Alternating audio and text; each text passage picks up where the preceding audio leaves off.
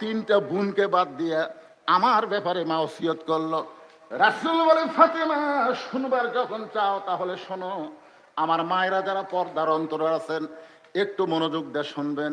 খাদিজাতুল কুবরা বলতেছি, ইয়া রাসূলুল্লাহ, একদিন গভীর রাত্রে আমি ঘুম থেকে চেতন পায়া ফাতেমার ঘরের জানলার কাছে গিয়ে দাঁড়িয়ে থাকলাম।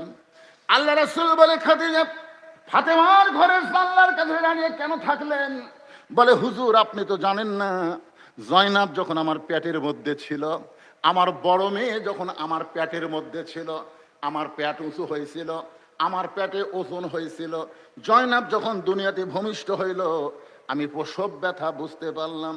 আল্লাহর নবী আমার দ্বিতীয় মেয়ে রোকেয়া যখন আমার পেটের মধ্যে ছিল, আমার পেটটা উঁচু হয়েছিল, আমার পেটের ওজন হয়েছিল। রোকেয়া যখন ভূমিষ্ঠ হইল, আমি তখন প্রসব ব্যথা বুঝতে পারলাম। আমার তৃতীয় মেয়ে